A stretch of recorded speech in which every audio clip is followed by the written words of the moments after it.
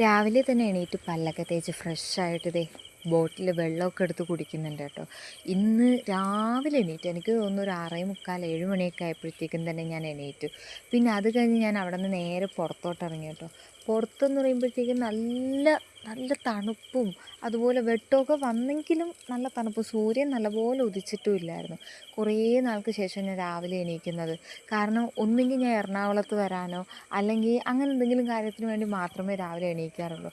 അല്ലാണ്ട് അങ്ങനെ എണീക്കാറൊന്നുമില്ല. പിന്നെ ചെറിയൊരു യോഗ പോലെയൊക്കെ ജസ്റ്റ് മൈൻഡൊക്കെ ഒന്ന് റിലാക്സ് ആവാനും കാമാവാനും ഒക്കെ വേണ്ടി ഞാനൊന്ന് ചെയ്തായിരുന്നു കേട്ടോ. അതെന്തിനാ വെറുതെ ലൈക്ക് എൻ്റെ മൈൻഡൊന്ന് പീസ്ഫുള്ളായിട്ടിരിക്കാൻ വേണ്ടി ആ ഒരു നേരത്ത് ചെയ്തു. പക്ഷെ അത് ഭയങ്കര യൂസ്ഫുള്ളായിട്ടുള്ളൊരു കാര്യമാണ് കേട്ടോ. ആ സൂര്യൻ്റെ ആ ഒരു സൂര്യോദയ സമയത്ത് ഇങ്ങനെയൊക്കെ ചെയ്യുന്നത് ഭയങ്കര ഭയങ്കര മൈൻഡ് ഭയങ്കരമായിട്ട് പീസ്ഫുള്ളാവും കേട്ടോ. അത്ര അടിപൊളിയായിരുന്നു. പിന്നെ കുറേ നേരം ഞാൻ അവിടെ ഇരുന്നു കേട്ടോ. എന്തൊക്കെയോ ആലോചിച്ച് കൂട്ടിയിരിക്കുമായിരുന്നു.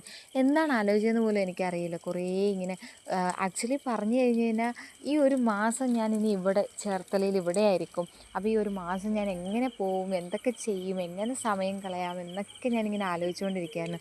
അപ്പോഴേക്കും തന്നെ നമ്മുടെ സൂര്യൻ ചേട്ടൻ പൊങ്ങി വന്നിട്ടുണ്ട് കേട്ടോ. ആ സമയത്താണ് ഞാനൊരു കാര്യം കണ്ടത് ഗൈസ്. എന്താണെന്നല്ലേ, ഒരു കട്ടുറുമ്പ് എൻ്റെ കാലിനടുത്തോട്ട് വരുന്നുണ്ട് കേട്ടോ. എന്തിനാണെന്ന് ചോദിച്ചാൽ എനിക്കറിയില്ല. ഞാൻ കാല് മാറ്റി കൊടുത്തിട്ട് പോലും അത് വീണ്ടും എൻ്റെ കാലിൻ്റെ അവിടെ വന്നു. അങ്ങനെ ഞാൻ ഓട്ടിച്ചു വിട്ടു. അത് കുണു ആ ഓടിപ്പോയി. അത് കഴിഞ്ഞപ്പോഴത്തേക്ക് ഒരു പൂവൻ കോഴി നിൽക്കുന്നു. രാവിലെ എണീറ്റ് കഴിഞ്ഞാൽ നമുക്ക് കാണാൻ കിട്ടുന്ന കുറേ കാഴ്ചകളുണ്ട് കേട്ടോ.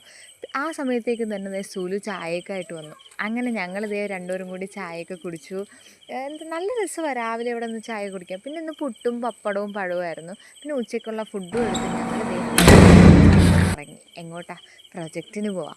അപ്പോൾ ഞങ്ങളിങ്ങനെ നടന്ന് പോകുന്ന ടൈമിലൊക്കെ ഞങ്ങളിങ്ങനെ കുറേ കാര്യങ്ങൾ സംസാരിക്കാറുണ്ട്. എന്തൊക്കെയാണെന്ന് വെച്ച് കഴിഞ്ഞാൽ കുറേ കാര്യങ്ങൾ. പക്ഷേ ഒന്നിനും അങ്ങനെ വാലിഡിറ്റി ഇല്ല കേട്ടോ, അതാണ് സത്യം. പിന്നെ അവിടെ പ്രൊജക്റ്റിനൊക്കെ ചെന്ന് കഴിഞ്ഞാൽ അവിടെ ഓരോ വർക്കൊക്കെ ചെയ്ത് പിന്നെ ഉച്ചയ്ക്ക് ഫുഡും കഴിച്ചു. വരുന്ന വഴിക്ക് ക്യാരറ്റൊക്കെ മേടിക്കാൻ വേണ്ടി ഒന്ന് കടയിൽ കയറി കേട്ടോ. ക്യാരറ്റൊക്കെ ഇടയ്ക്കിടയ്ക്ക് കഴിക്കുന്നത് നല്ലതാണ്. അങ്ങനെ ക്യാരറ്റും പൈനാപ്പിളൊക്കെ മേടിച്ചു. അപ്പം മിന്നൂന് ജലദോഷമുണ്ട്, സിട്രസിന് മേടിക്കാനും കയറി കേട്ടോ. അങ്ങനെ അതൊക്കെ മേടിച്ചിറങ്ങിയിട്ട് ഒരു നെർമൻഡി സർബത്തും കുടിച്ചു. എൻ്റെ ഫേവറേറ്റ് സാധനമാണ് കേട്ടോ. അതിനപ്പോഴത്തേക്ക് ഡ്രസ്സൊക്കെ വാഷ് ചെയ്യാനുണ്ടായിരുന്നു റൂമിൽ പോയപ്പോഴത്തേക്കും.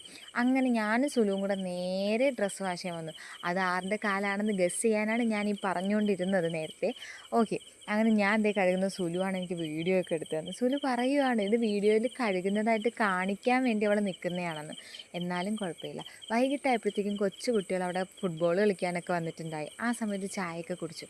രാത്രി ആയപ്പോഴത്തേക്കും ദേ സായി പല്ലവിയുടെ ഫിദ മൂവിയും കണ്ട് ഫുഡും കഴിച്ച് കിടന്നുറങ്ങി. അപ്പോൾ ഇന്നത്തേക്ക് ഇത്രയേ ഉള്ളൂ. Ta ta bye bye, see U.